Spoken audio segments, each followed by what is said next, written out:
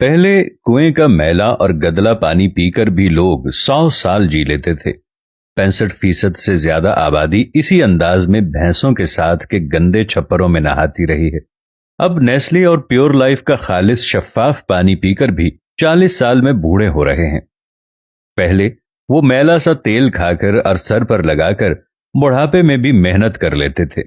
अब हम double filter और जदीद प्लांट पर तैयार करदा कुकिंग ऑयल और घी में पका खाना खाकर जवानी में ही हाँप रहे हैं। पहले वो डले वाला नमक खाकर बीमार नहीं पड़ते थे। अब हम आयोडीन मिला नमक खाकर हाई और लो ब्लड प्रेशर का शिकार हैं। पहले वो नीम, बबूल, कोयले और नमक से दांत चमकाते थे और 80 साल की उम्र तक भी चबा चबा कर खाते थे। अब कोलगेट और डॉक्टर टूथपेस्ट वाले रोज डेंटिस्ट के चक्कर लगाते हैं। पहले सिर्फ रूखी सूखी रोटी खाकर फिट रहते थे। अब बर्गर, चिकन कढ़ाई, शवारमे, विटामिन और फूड सप्लीमेंट खाकर भी कदम नहीं उठाया जाता। पहले लोग पढ़ना लिखना कम जानते थे मगर जाहिल नहीं थे। अब मास्टर्स लेवल होकर भी जहालत की इंतहा पर हैं। पहले हकीम नब्ज पकड़कर बीमारी बता देते थे। अब स्पेशलिस्ट सारी जांच कराने के लिए घर के सारे बर्तन तक बिकवा देते हैं, फिर भी बीमारी नहीं जान पाते। पहले वो 7-8 बच्चे पैदा करने वाली माएं 80 साल की होने पे भी खेतों में काम किया करती थीं। अब पहले महीने से डॉक्टर की देखभाल में रहते हुए भी बच्चे ऑपरेशन से होते हैं और 2 बच्चों के बाद औरत का दी एंड हो जाता है। पहले काले पीले गुड़ की मिठाइयां ठोस ठोस कर खाते थे।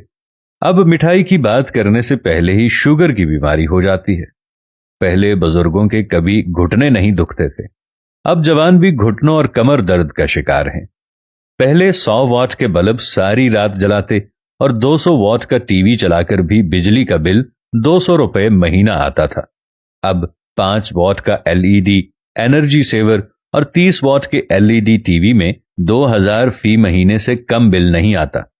पहले खत लिखकर सबकी खबर रखते थे। अब टेलीफोन, मोबाइल फोन, इंटरनेट होकर भी रिश्तेदारों की कोई खैर खबर नहीं होती। पहले गरीब और कम आमदनी वाले भी पूरे कपड़े पहनते थे। अब जितना कोई अमीर होता है उसके कपड़े उतने ही कम हो जाते हैं। समझ में नहीं आता कि हम कहां खड़े हैं। बात सिर्फ पहले और अब की नहीं, बात सिर्फ हमारे इस कंक्रीट के जंगल यानी शहरों की तरफ सिर्फ अच्छे मुस्तकबिल और तहजीब के नाम पर अपनी तहजीब का देसी और खालिस रहन सहन छोड़कर अंधाधुंध भागे चले आने की है। अपना खालिस देसीपन तर्क करके महज्जब नजर आने के धोखे में गरीबुल वतनी इख्तियार करके परदेसी हो जाने की है।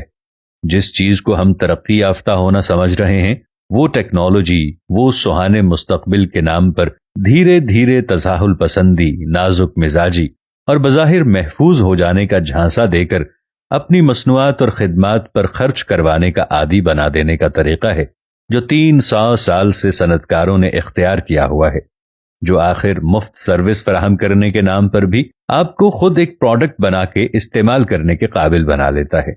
जैसे मुफ्त कॉल्स, मुफ्त एंटरटेनमेंट और मुफ्त राबिता दरअसल आपका मसनूआत के तौर पर इस्तेमाल है। टेक्नोलॉजी का दुरुस्त तरीके और सिमत में इस्तेमाल करना सीखिए, वरना आप यही समझते रहेंगे कि शायद आप टेक्नोलॉजी इस्तेमाल कर रहे हैं और ये आपको इसी तरह भरपूर इस्तेमाल करके एक तरफ फेंक देगी और अगले शिकार की तरफ बढ़ जाएगी। ऐ पाक परवरदिगार, हम सब पर अपना रहम करम फरमा, खास तौर पर पाकिस्तान को इस मुश्किल दौर में आगे बढ़ने की तौफीक अता फरमा। आमीन या रब्बुल आलमीन।